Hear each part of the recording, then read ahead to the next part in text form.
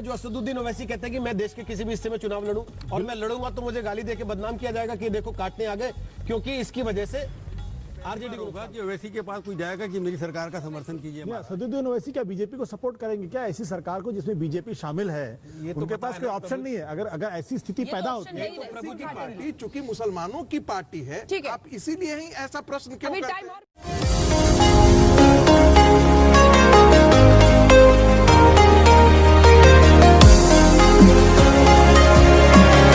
हमें जीत की उम्मीद थी और हमारी ही सरकार बनेगी। प्रभु जी, हमारी ही सरकार बनेगी, आरजेडी का दावा है। और ये जो ओवैसी साहब के बाहर हैदराबाद में जश्न हो रहा है, मैंने बताया ना आपको, ओवैसी साहब को लगता है कि एक तो उन्होंने, आपने ठीक कहा कि महागठबंधन का जो चांसेस थे उन्होंने काफी खराब किए। हमारे एग्जिट पोल में लग रहा था कि सीमांचल में महागठबंधन को काफी सीटें मिलेंगी। असेसमेंट ये था कि MY++ होगा, उसकी वजह से वोट मिल जाएंगे।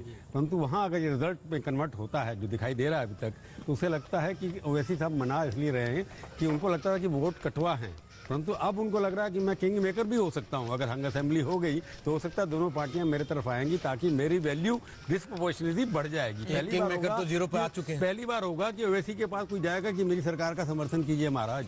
एक किंग मेकर तो 0 पे आ चुके हैं। किंग मेकर बन के मैदान में वो जाएंगे किधर, ये दिलचस्प होगा। उनको हमेशा बीजेपी की टीम भी कहा जाता था, और जो उनको बीजेपी की बी टीम कहते थे उधर जाएंगे, वरना बीजेपी तो धुर विरोधी है, पूरी उनकी पॉलिटिक्स रह जाएगी। हटाने के लिए शायद दूसरी तरफ चले जाए, क्योंकि उसमें यह है कि उनके जो दो लोग जीते हैं, तस्लीमुद्दीन के पुत्र हैं दोनों, और वो आरजेडी की लालू प्रसाद यादव के खास शिष्य थे तस्लीमुद्दीन। तो वो लालू जी के पर्सनल रिलेशनशिप भी उनके साथ हैं। परंतु सवाल ये उठता है कि वो 126 जब आ गए हैं यहाँ पर, क्या उनकी भी जरूरत पड़ेगी कि नहीं, वो भी इररिलेवेंट हो जाएंगे वहां जाकर के? आशुतोष जी, असदुद्दीन ओवैसी नहीं, असदुद्दीन ओवैसी क्या बीजेपी को सपोर्ट करेंगे क्या? ऐसी सरकार को जिसमें बीजेपी शामिल है, उनके पास कोई ऑप्शन नहीं है। अगर ऐसी स्थिति पैदा होती है तो प्रभु जी कह रहे हैं ना कि जब तस्लीमुद्दीन के 2 बेटे चुनाव लड़ रहे हैं उनकी पार्टी से, और तस्लीमुद्दीन लालू प्रसाद यादव के इतने करीबी, तो जाहिर सी बात है कि ओवैसी का जाना तो वो आरजेडी की तरफ ही होगा। बीजेपी के तो विरोध की राजनीति करते आए हैं। यही बात मैं भी कह रहा हूँ कि उनके पास वो ऑप्शन नहीं होगा। अगर वो ऑप्शन एक्सरसाइज करेंगे तो उनके लिए आने वाले दिनों में हैदराबाद के अंदर चुनाव लड़ना मुश्किल हो जाएगा। इसलिए वो ऑप्शन उनके पास नहीं कि वो चूज करे किधर जाना। सवाल दरअसल उनके फैक्टर बनने पर था, क्योंकि अभी तक उनको रूल आउट किया जा रहा था। फैक्टर की बात है, सीमांचल में तो बिल्कुल स्पष्ट है।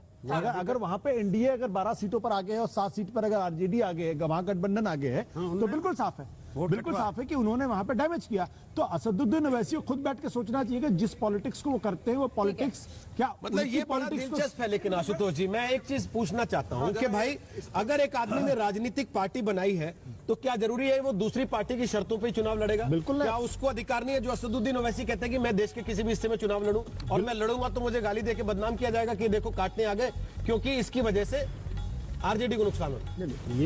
लेकिन वो इस आरोप से बच नहीं सकते। उनके ऊपर ये आरोप लगेगा कि आप दरअसल वहां पे बीजेपी की मदद करने के लिए गए थे या अपने वोट बैंक बढ़ाने के लिए गए, आरोप तो लगेगा। और इस आरोप को आप रोक नहीं सकते। पार्टी ही लगाएगी या एक्सपर्ट्स भी लगाएंगे? जो भी लगाएंगे, सब आदमी लगाएगा।